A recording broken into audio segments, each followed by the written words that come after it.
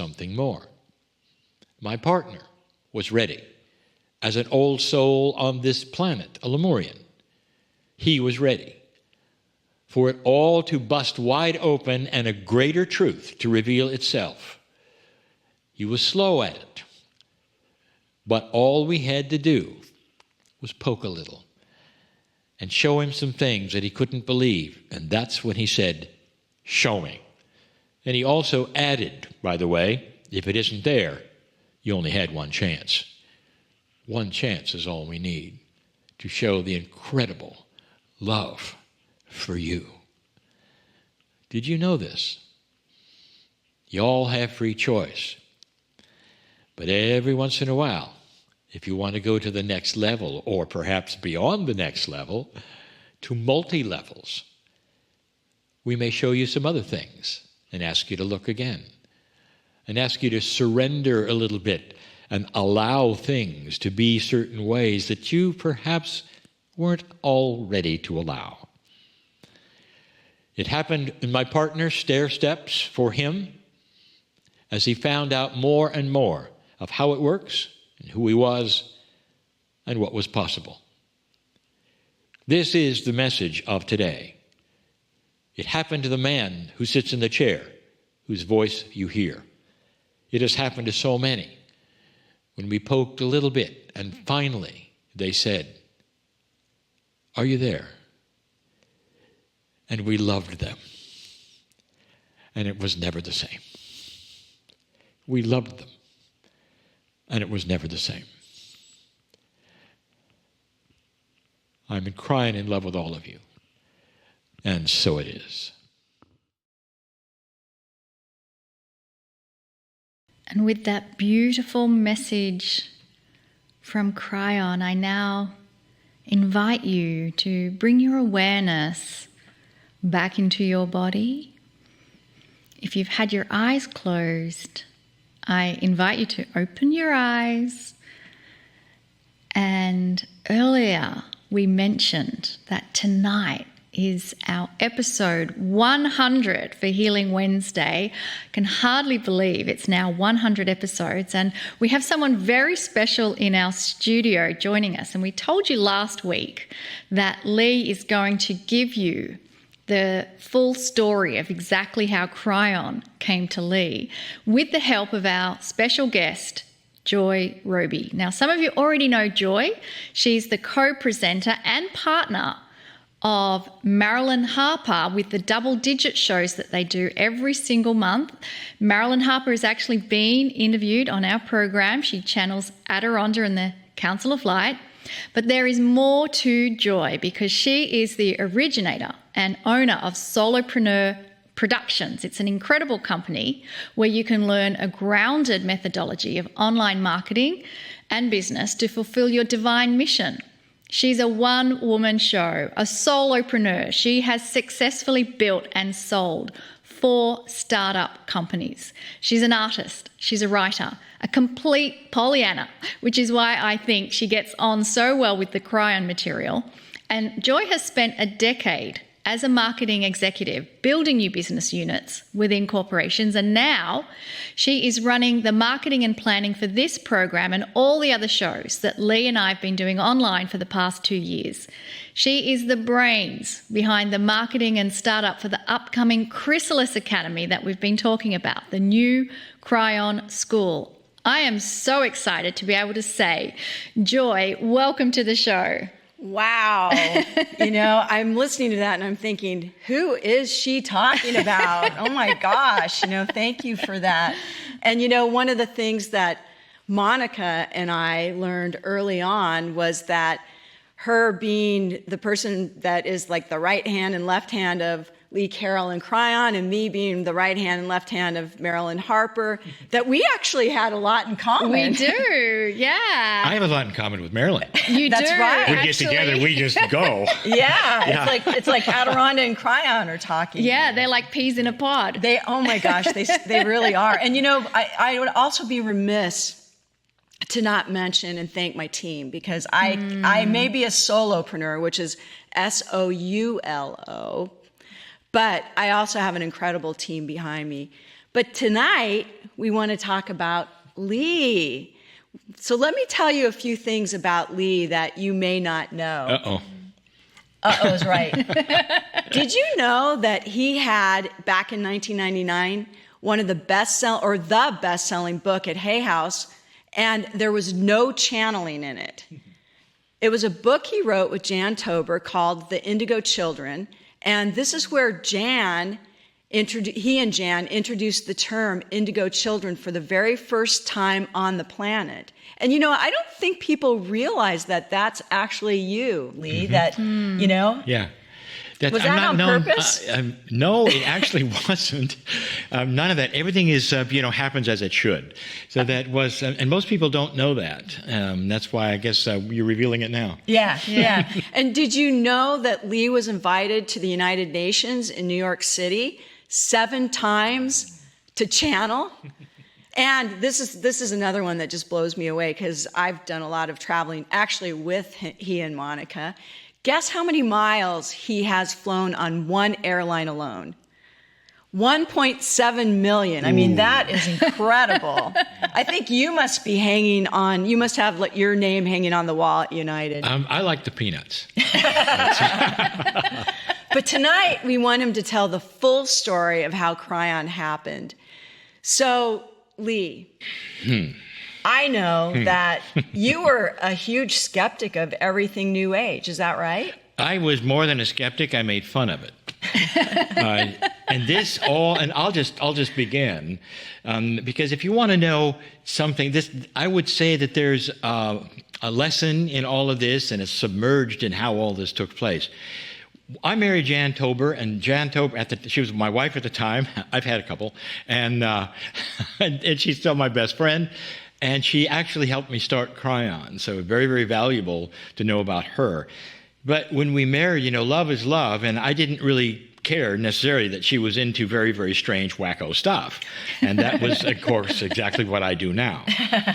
And so I was like, I told her, I said, we can get along fine, but I'm in the real world and you're in the pretend world.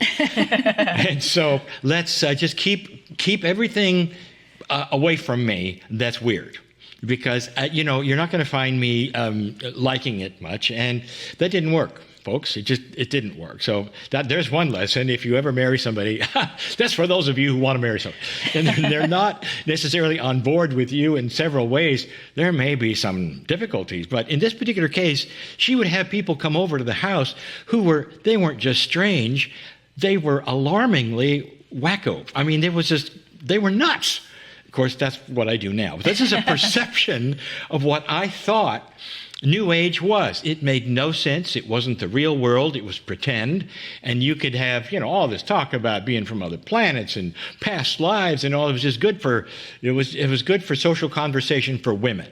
And don't throw rocks at me or send me letters, but this is how I felt about it. Then something happened. And this is always the case. And that's something, and you can interrupt me anytime. But if that something happened was she wanted me to go see a channeler. And I, of course, said, no. And why would I ever do that? And she says, well, because that's my birthday. And I went, okay, so let me get this right. I'm going to go see a channeler for your birthday. And she said, yes, I want you to have a reading. That's what they call it. And she also said, well, it's okay because he's a man. His name was Frank Alper. He's passed now and a wonderful channel. And I said, well, okay, I'll get a reading from this gentleman for your birthday. And so I'd never done anything like this before, and I was a little apprehensive, but I knew all I had to do was sit there and listen, and they would run a cassette tape. Folks, do you remember cassettes? We're talking a long time ago. This is cassettes. Good thing it wasn't an Edison cylinder, but I mean, this was cassettes. And so I went. I sat in front of this gentleman. I walked in. First things, nobody told me this was an hour reading. I thought he was just going to look at me and go, you're from the planet, fourth planet from the whatever in Sirius. I figured he was just going to give me gobbledygook and I could leave, and the cassette was there, and we're fine. 1 full hour. Of course, I wasn't paying attention. I didn't care. And all I heard was, have you seen those Peanuts cartoons where they go, wah, wah, wah, wah, wah, and those are the adults talking, when Snoopy is there, well, that's what it sounded like to me. It was just wacko stuff. It made no sense at all. I heard nothing. And so I was drifting away, hoping I wouldn't go to sleep while he talked to me. And this was like, he was kneecap to kneecap with me. This was not across the room. That made me uncomfortable as well, because I was just too close to a crazy person. And so what I said at that point in time is, I almost said this. I felt sorry for the guy. I mean, I really did. I said, how could, here we go again. How could a man do this? I mean, men are supposed to be a lot more practical. I mean, you've got to make a living. How can you've decided to make a living doing weird things like this? And most of your clients are only going to be women because they do weird things. Folks, I want you to just stop right there. Just think about what I'm doing today, all right? Just, before you send me letters.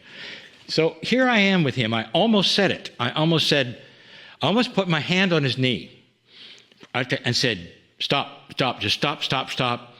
I can help you. I almost did that. But luckily I didn't make a fool of myself, other than just being there and obviously not paying attention. God bless Frank Alper, because I'm sure he's seen this before, when the one person in a partnership or a marriage brings the other person who's not interested at all to experience it. Well, I got out of there in one piece, and I was so happy. I gave Jan the cassette, and I said basically to her, never again. I don't care if you have another birthday. I don't want to do this ever again, because it was uncomfortable for me to see a crazy guy. All right.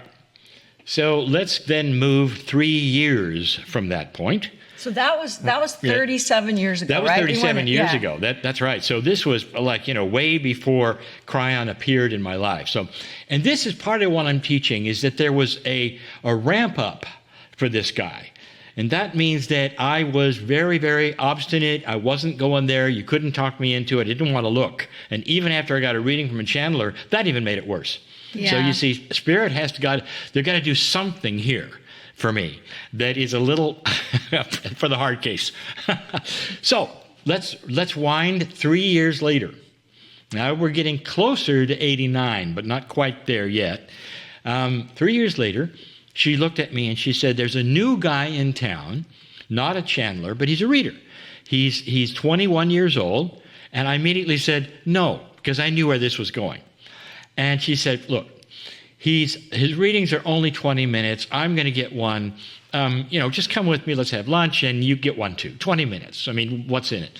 And I said, am I going to have to sit in front of him while he babbles? I said, no, he's just giving readings. He's not channeling. You don't have to go through that again. I said, okay, I'll do that. That sounds okay. We'll have a nice lunch. So we did. We went, and before lunch, she had a reading, and then I went to this fellow. I forgot his name now, but I looked at him, and he looked at me. And there was immediate eye contact, and he looked at me, and he said, you don't want to be here, do you? And I said, I was impressed, first of all, that the guy, he really was a reader. Oh my God, he's psychic! Proof. And he was saying, this can be very easy, and I know you're paying for 20 minutes, but I can give it to you in 5. Are you interested? And I said, I like you. I like you. You're the guy for me. And so this is how this began. So it was a little more comfortable for me, and I said, so you really have a message for me? And he said, it's all over you. He said, I can tell, I just have one message, and you can take it or leave it, but you don't have to sit down even. And I said, yeah, I like this. This is my kind of reading, So, and he didn't look weird. Yeah, the young man, handsome guy, he didn't look strange. Not that Frank looked strange, but the whole persona of channeling at that time was, I don't want to do that. Yeah. So he looks at me, and I'll never forget this. He looks at me and says, there's a magnetic master named Kryon who wants to get a hold of you. Yep. Pregnant pause, folks. Pregnant pause right there. And I didn't know what to say. I mean, he could have said, like, Mother Mary and the commander from the Zoom control want to crawl under the table in your house. I mean, you know what? It was a complete and total non sequitur. What did that mean? And so I thanked him, and I said, I am so glad that this was the whole reading, and there's nothing more. And he says, there's nothing more. So I left, and of course I came out early. Jan was in the lobby waiting for me, this little office that he'd rented. And because I was so early, I mean, she said, what happened? Is something wrong? Did you hurt him? I mean, you know, it's like, she didn't say that, but that's how it felt to me. And what happened at that point in time, I'll always remember. There was a couple of things. First of all, I was just chuckling to myself that I'd gone and you were stopped. Tonight in the Circle of 12, I'll tell you why. If you are asking to create synchronicity and there's something in front of you that's inappropriate, intuition may stop you if you're tuned into it. I'll tell you what gets in the way, dear ones. What's in the way is where you set your mind to something no matter what. And you get all kinds of esoteric signs and signals and intuition. Perhaps you should wait. Perhaps you should wait. And you move forward and you step in a pothole. I think some of you have had this experience as well. We are talking about one of the greatest tools in the new energy, and it's being enhanced. Some of you who are learning how this works have had these things happen more than one time. Some of you are expecting things, starting to learn how this feels, and using it every day of your life. Waking up in the morning and saying, no matter what happens to me this day, I will project the things that will solve them, being in the right place at the right time, meeting the right people, and staying tuned up, being attuned to the synchronicity that I need to see.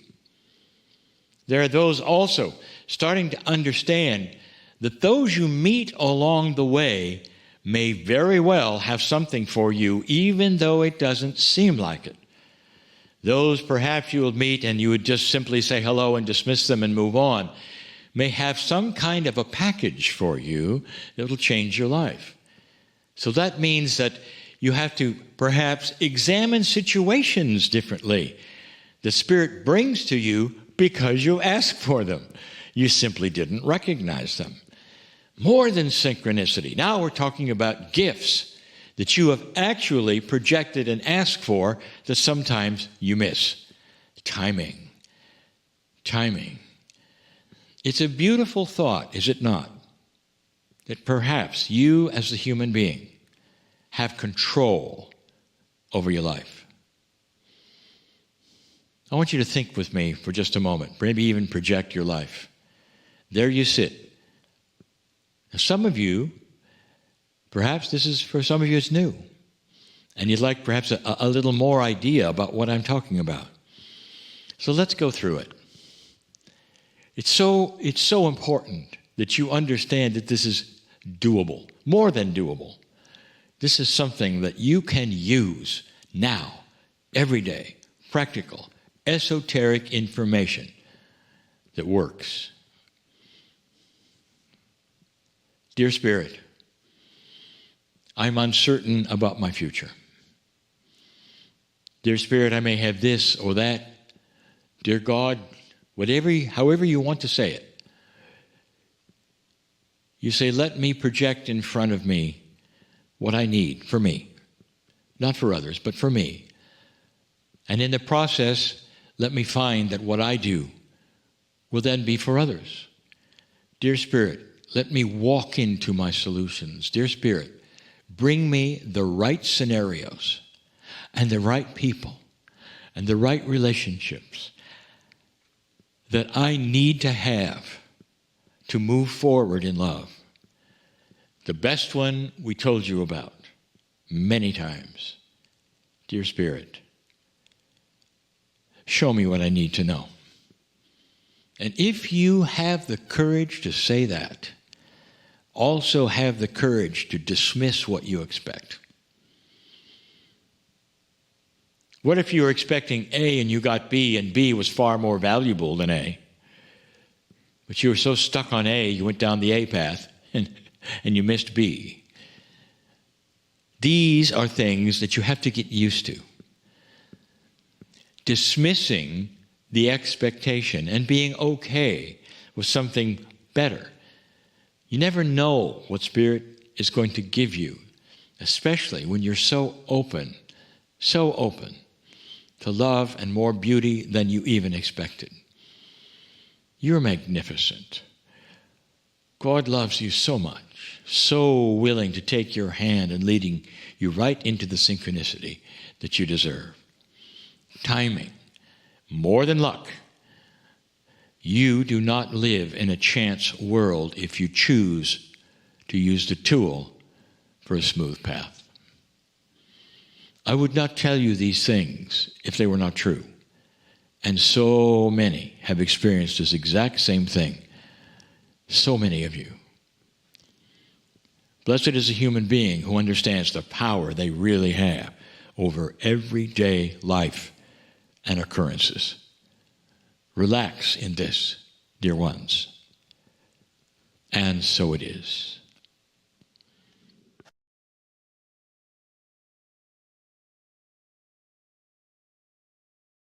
And in your own time and when you are ready, you may slowly open your eyes if you've had your eyes closed, and just bring your awareness back into your body.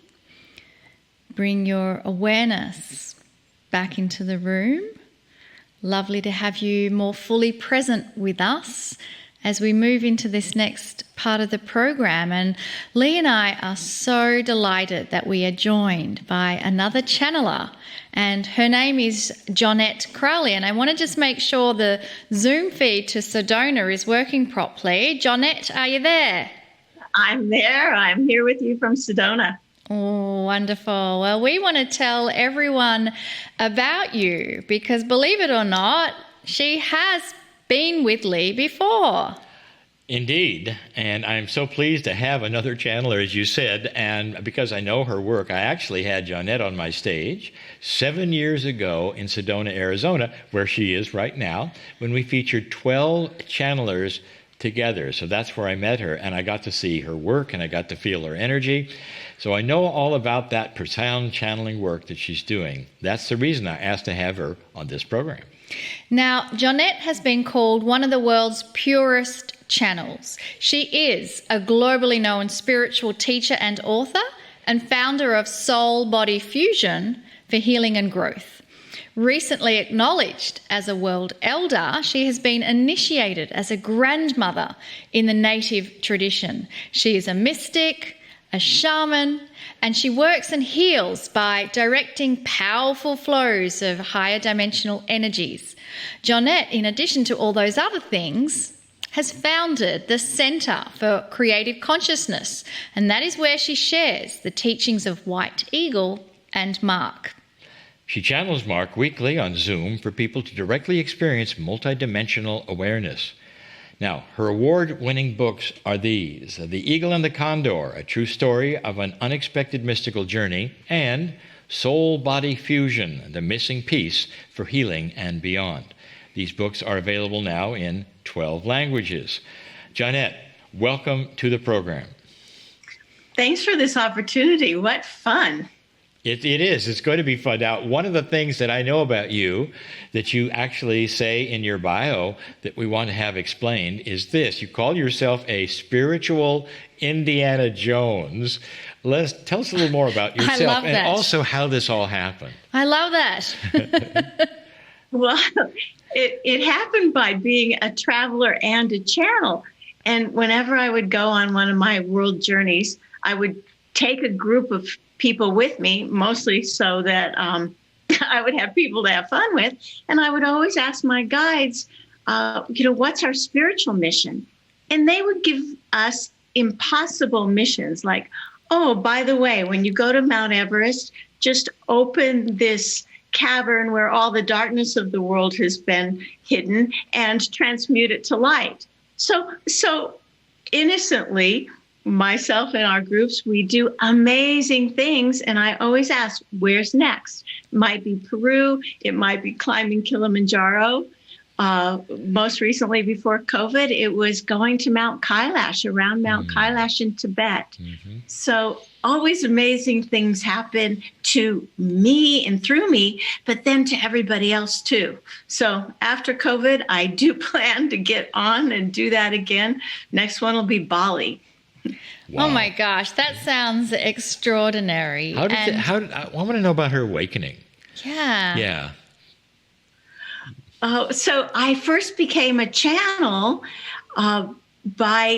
I was a meditator, but a really bad meditator. I lived in Australia, and I went to a spiritualist church because they had a meditation program, and they picked me to be in the advanced channeling class. And I go, wait a minute. No. I'm not a channel. I'm a bad meditator.